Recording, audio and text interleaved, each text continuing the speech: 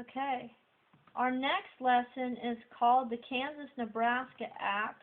But before we start that, let's review a little bit. We talked about the differences between the North and the South, how the North was founded for religious freedom. They were mostly white with many European immigrants from England, Germany, and Ireland. We talked about how the South was founded by people from England who wanted to make money. They were mostly white with African American slaves. We said that the North had many large cities, and the North had many industries with many new inventions. The South, the only new invention that it really had was the cotton gin. The South was very rural, and was predominantly Catholic. The North was predominantly Protestant, and education was not considered as important in the North as working on farms or in factories. We said in the South, school was private tutoring for the elite, and slaves were not allowed to go to school, and in both of them, the school year centered around farming. We also talked about the South had a mild climate year-round, whereas the North had pretty harsh winters. In the North, it was very hilly and mountainous. In the South, it was generally flat with gently flowing rivers, which is what they used for most of their transportation. The labor in the South was the slaves, and in the North it was the immigrants. We said in the South there were few roads and railroads. Most of their transportation was on the rivers. But in the North, most of their transportation was canals, railroads, and roads. The North wanted more federal government intervention.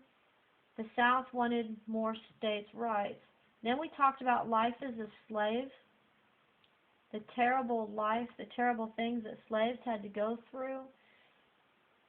The first recorded incident of slavery was in Jamestown, 1619, when a Dutch ship traded slaves for supplies. At first, slaves were considered indentured servants who could work for their freedom, but the invention of the cotton gin changed that, and they were no longer considered indentured servants. They were called chattel slavery, where individuals had no rights and were nothing more than property. The life of the slave was very difficult, especially for the slaves in the Deep South. They didn't spend a lot of money on the slaves. Their clothing and living conditions were very primitive, and this, along with poor diet, hurt the slaves' chances for a long and healthy life. Slaves could be bought and sold. They were considered property, and family relationships were not necessarily a consideration if the slave population needed to be decreased. Slaves who could not meet the demands of the owners often faced some sort of punishment, usually whippings, for things such as looking a white person in the eye or not preparing the right food. They were even put to death. And then we just talked about the different compromises. The government's trying to make the North and South, I don't know if happy is the word, but trying to compromise with them to try to get them to get along, because they're trying to prevent any sort of a war. We talked about the Missouri Compromise of 1820, how the southern border of Missouri was the line between the free states and the slave states. Anything south of that line was considered slave states. Slavery was not allowed north of that line except for the state of Missouri. We talked about the Compromise of 1850 and the 5 different points of compromise that it had. Okay, and today we're going to talk about the Kansas-Nebraska Act. Our objectives for this lesson are to know the details of the Kansas-Nebraska Act and to describe the lengths to which people went to make Kansas a slave or free state. Look at your vocabulary words. I'm going to read the definition. I want you to tell me the word. Not honest, true, or fair, and intended to deceive people is fraudulent. A geographic area that is owned and controlled by a particular government or country is called a territory. Go ahead and get your notes. Do not go to a new sheet of paper. I want you to start wherever you were. Just on the next line, I want you to write today's date. Don't write the word date. It's going to be September or something, 2012. Okay, the Kansas-Nebraska Act. It's always nice to win. No one really likes to lose. And most people learn at an early age that no one wins all the time. However, sometimes it is difficult for people to accept the fact that they cannot always be the winner at everything they do. Sometimes people will go out of their way to bend or break the rules, do whatever it takes to help reduce or remove any chance, however remote, that they might lose. During the 1972 presidential race, for example, President Richard Nixon allegedly had some of his supporters break into the Democratic National Committee headquarters in Washington, D.C. There was no real point to the break-in, for he was most certainly going to win the election. After a long investigation by the Senate, it was clear Nixon would be impeached, so he resigned. Long before this tragic event in American politics occurred, another took place in the Midwest. This series of events would have a major impact on igniting the Civil War. In this lesson, you will learn about the Kansas-Nebraska Act of 1854 and how it inflamed the issue of slavery. During the 1850s, one piece of legislation after another passed by Congress increased the turmoil between the North and the South. It is possible that only the new fugitive slave law was more controversial than the Kansas-Nebraska Act. Passed in 1854, this act was brought before the legislative body by Stephen A. Douglas from Illinois. It proposed the territory of Nebraska be carved into two separate parts, Kansas and Nebraska. It also provided for the issue of slavery to be settled by popular sovereignty. Okay, so we have the Kansas-Nebraska Act.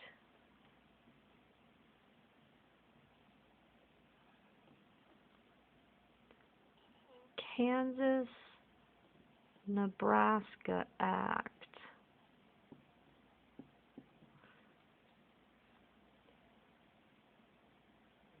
Okay, it was passed in 1854. I'm just going to put 1854 over here. And it said to divide it in two separate parts.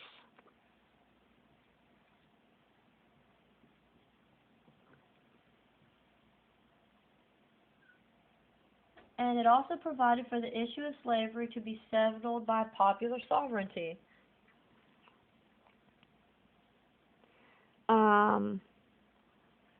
Basically, they could vote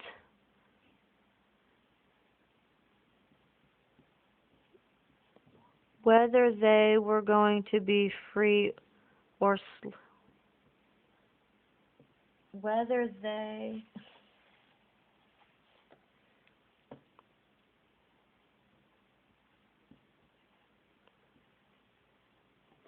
would be free or slave states.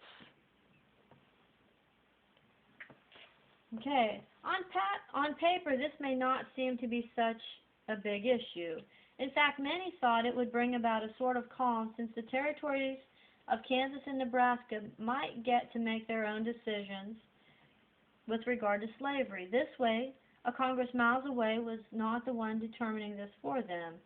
However, the Kansas-Nebraska Act would do away with the old Missouri Compromise, which was a matter of law.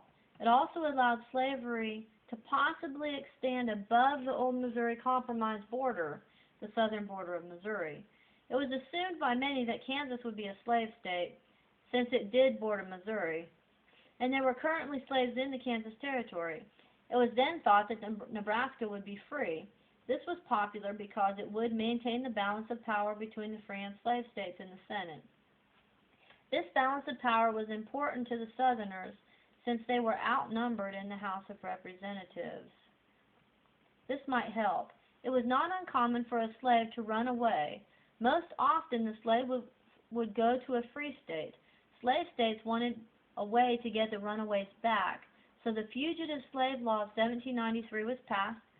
This simply said that people had to return an escaped slave to the owner in the South. Despite this law, slaves were very rarely returned. But both territories lay north of the old 36 degrees 30-minute line, where slavery had never been allowed. Whether or not to allow slavery to expand north into areas where it had once been prohibited became the big issue. For some in the abolitionist movement, this could never be, and it was time to take a stand against those who would force slavery down the throat of Kansas. Many felt Douglas had supported this bill to gain Southern backing for a presidential nomination, for he had long been viewed as a supporter of the South. And we said that this was written by Douglas. I was trying to find his first name. Anyway, this was written by Douglas.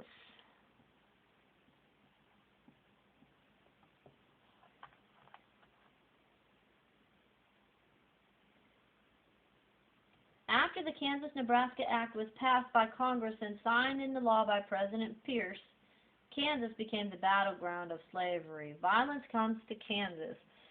In an effort to ensure that Kansas became a slave state, many people traveled from Missouri in order to vote. These border ruffians, a term coined by the famous editor and publisher Horace Greeley, lent support to the pro-slavery settlers living in the territory already. Even as Missouri residents were headed to Kansas to vote, abolitionists were coming from northern states. Some were financed by an organization called the New England Immigrant Aid Society. Even the well-known preacher Henry Ward Beecher got into the act. He was able to get rifles funded for those northerners who were willing to migrate to Kansas. Slavery was going to be put to a vote in Kansas, and both sides wanted to make sure they won the election. Look at the box for more information. Today there are laws that govern where a citizen can vote. For example, a citizen of Arizona is not allowed to vote for politicians in California. This keeps political parties from throwing their elections. But in the 1850s, no such laws existed. As a result, many people on both sides of the slavery issue thought it was their duty to make sure Kansas went their way. The election went in favor of pro-slavery people, even though most of the residents of Kansas Territory were anti-slavery. Today, polling places are watched carefully, and every voter has to show some form of proof that they are the registered to vote in their state. Okay, so what's happening is people are coming from everywhere to be part of the vote in Kansas. Okay. People from,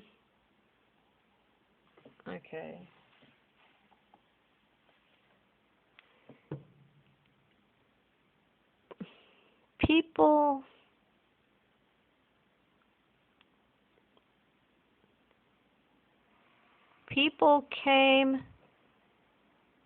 from other states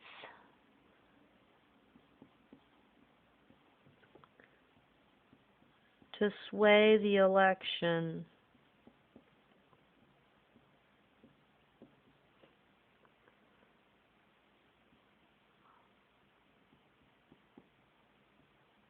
People from the north are coming with guns. People from Missouri are coming. They're called border ruffians. It quickly became clear that it was only a matter of time before violence would erupt. Both sides were establishing communities in an effort to strengthen their point of view. Okay, so there's the Missouri Ruffians. Okay, the people from Missouri are called border ruffians. I'm sorry about the word border.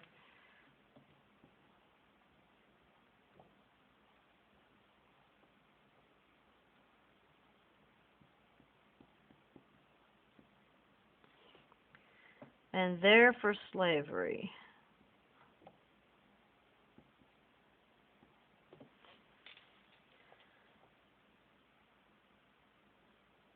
Okay, and there are people coming from the north, and they have guns. Okay. In addition, both camps set up their own territorial capital. The pro-slavery capital was in Lecompton, Kansas.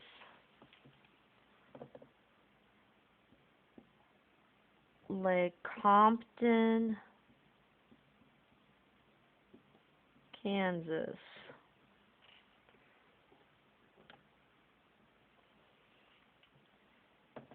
And the Free Staters set up in Topeka. Topeka. So they each set up their own capital in Kansas. Local leaders tried to keep the peace as best they could. The election finally took place in 1855, and the pro-slavery faction won. Faction won. Okay, let me erase some of this up here.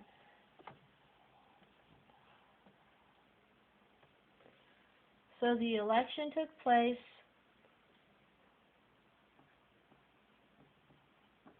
So the election was in 1855. Pro-slavery won.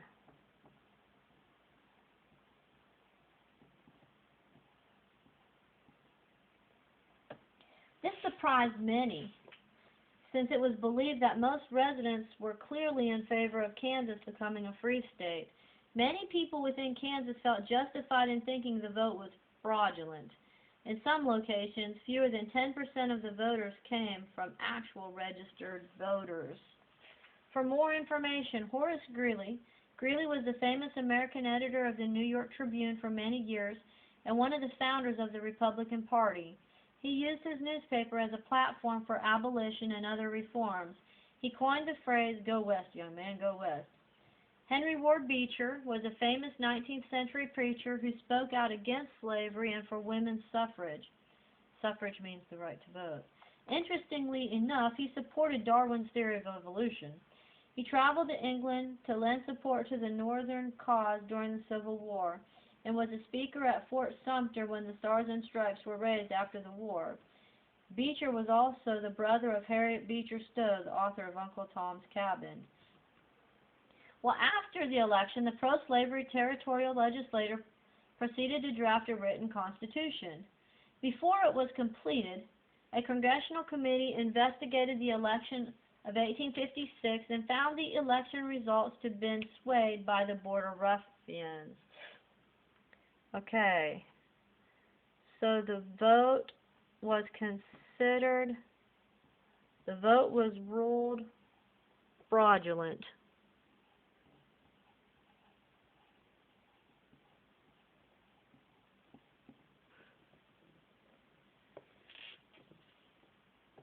President Pierce ignored their recommendations to hold another election and instead supported the new Constitution. Whoa.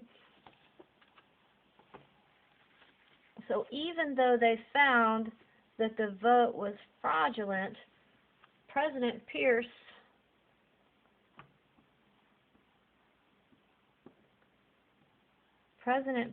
was not going to allow another election.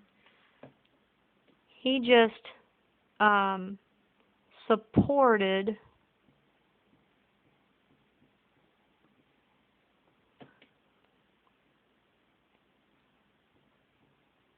pro-slavery. Is it Constitution? Is that the word I'm wanting? Yeah, Constitution.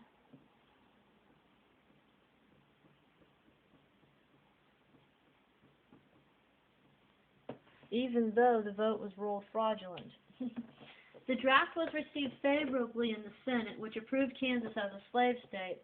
The House of Representatives, however, refused to accept the Constitution. The stage was set for future conflict.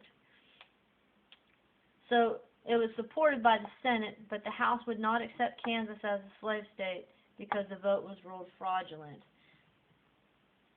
In conclusion, the Kansas-Nebraska Act of 1854 was not a direct cause of the Civil War by any stretch of the imagination. It did, however, greatly inflame an already explosive situation. It demonstrated that the issue of slavery was not going to go away anytime soon, and it showed the lengths to which both sides would go to advance their point of view. The conflict to follow would further divide an already deeply divided nation. Any hope of reaching a compromise would soon be dashed by the spilling of blood. Okay, so the Senate accepted Kansas as a slave state.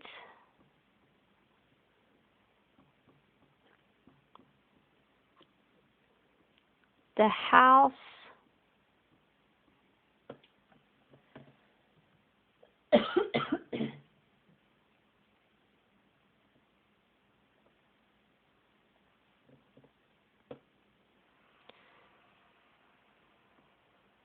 refused to accept the vote.